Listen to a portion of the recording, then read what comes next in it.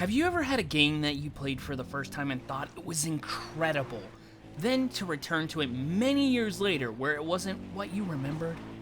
Sadly, that was my experience with revisiting Far Cry 4 10 years later. Now, I'm not saying it's a bad game, it's just not as amazing as I remembered it way back, when I played it for the first time in 2014. Let us travel to the fictional Himalayan country of KYRAT to take a closer look with no major story spoilers to see if Far Cry 4 is a game for you or not.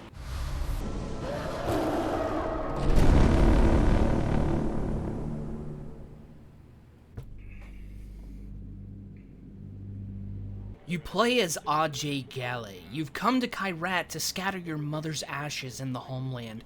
Before doing so, you'll be dropped in the middle of a civil war between the Golden Path and the king, Pagan Min. I distinctly remember saying, stop the bus. Yes, stop the bus. Not shoot the bus. I'm very particular with my words. Stop. Shoot. Stop. Shoot. Do those words sound the same? But it got out of control. I'm sorry, I didn't hear you. What'd you say? It got out of control. Got out of control. I hate when things get out of control. One chapter, you couldn't do that!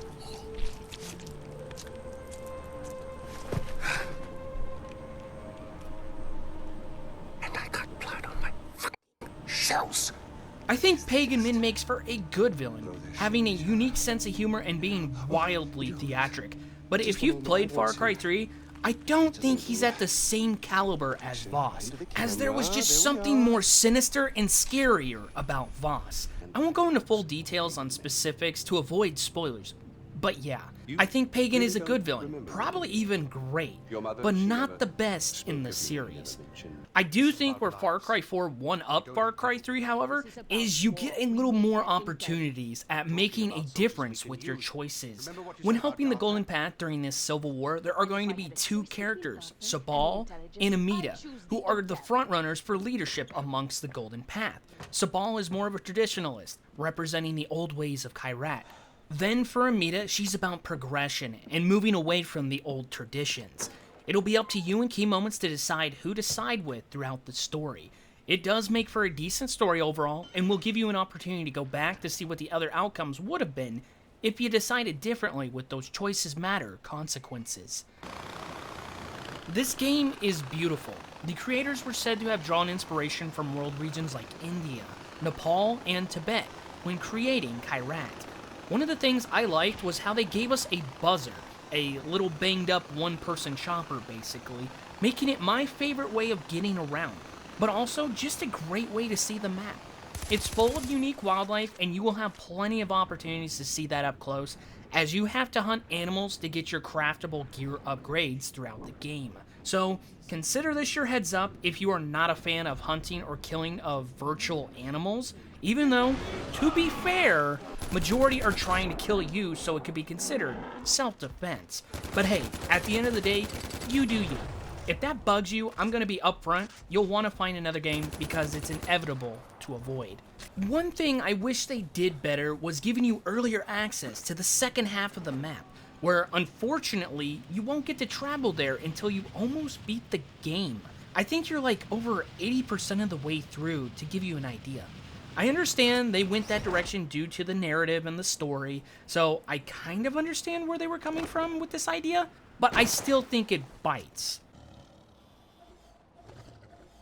The combat is good, nothing too flashy, but if you played Far Cry 3, it's basically the same, which honestly, you can't blame Ubisoft for. Far Cry 3 had a solid blueprint to follow there, giving you nice ways to fight, stealthy or loud and proud with explosions and going in guns blazing. There will be plenty for you to do away from the story, whether it's assassinating targets, rescuing hostages, liberating radio towers, taking down outposts, or simply wandering the world finding various collectibles. There is a few side characters to do extra missions for, like Longinus, a former warlord who has found God, but is seriously packing heavy weapons and needs your help finding blood diamonds. Then, Far Cry has its own version of Cheech and Chong, with Yogi and Reggie being two way out there drug enthusiasts, providing you with psychedelic and trippy adventures. Sadly, in this game, we weren't given enough Herc action, but here is the one encounter we do get with him. Did we miss it? Dude, no! We did not just miss the action! Have we met? Man, I'm the cavalry, man. I was gonna roll up here like Clint Eastwood. I'm Herc. I heard about you, man. Taking names and writing checks out to kick it ass, man. That's why I'm here. Because you and me together, Golden Path won't know what hit them right in their faces. We are the Golden Path. Man, I do not understand what you are saying. I don't speak your language. I think what you meant to say is that the Royal Army won't know what hit them. See, we're the Golden Path. Dude, seriously? These guys have been giving me a lot of stank eye over the things I've been saying about the Golden Path, so that makes sense. Okay, new plan then. Preemptive cavalry, that's right. You need help, you call, we swoop in and help you, me or my, Golden Path? Golden Path buddies, that's right. You and me, man, new and improved tat bros, that's right, living the dream. Come on, punch it in. Boom! I went French fries, you stayed potato. That's all right. You kind of came in on the slow buzz too, but you got there, so I got respect for that. I'm gonna see you around though, okay? Okay, let's roll, Golden Path, homie!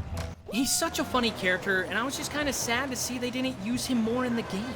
Basically only acting as a promo for the co-op option in the game. You against traveling into KYRAT. We have no official diplomatic presence. I did like Far Cry 4, but all these years later, it didn't hit the same for me as it did so long ago.